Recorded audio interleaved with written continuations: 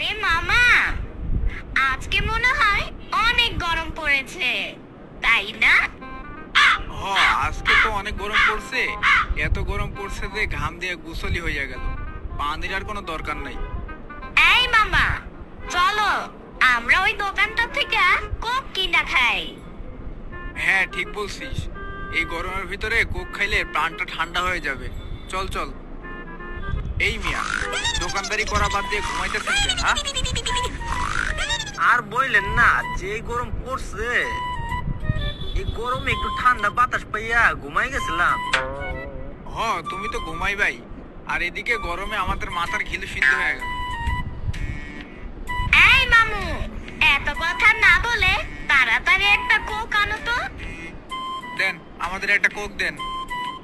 এই মামু, তুমি এটা কি নিছো? কেন, কি হয়েছে আমিন? কোক খাবো না? এটা তো ওই দেশের কোক। তো ওই দেশের কোক তো কি হয়েছে? আমার গরম লাগছে, খাওয়ার দরকার খাই। এটা কোন দেশের ওইটা দেখার দরকার নাই। মামু, তোমার ভিতরে কি মনুষ্যত্ব নাই? কেন?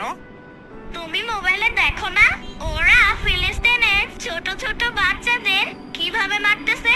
তারা খাবার খেতে পারে। তুমি যে এই কোকা কোলাটা কিনলা, এটা ওই শয়তানের দেশের। তোমার কিনা টাকা দিয়েই ওরা বুলেট কিনে তাদের বুকে মারে। ইয়ামিন, তুমি তো ঠিক কথা বলছো। আর তা বাদে তো আমাদের দেশে কত কোক আছে। এই কোক খাওয়ার কোনো দরকারই নেই। দিলাম এটার লাথি মাইরা ফালাই।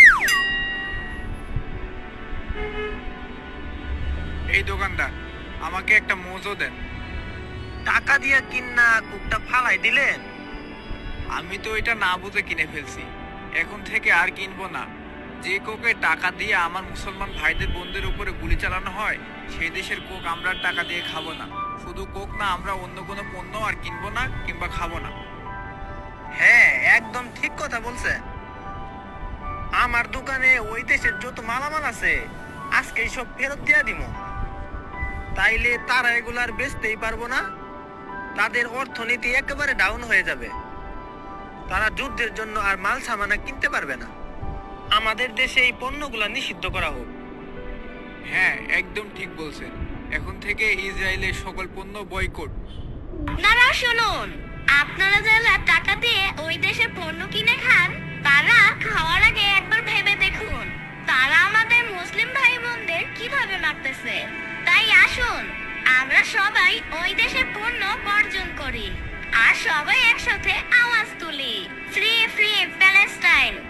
আর সবাই এই ভিডিওটার নিচে কমেন্ট করুন ফিলিস্তিনের পতাকা।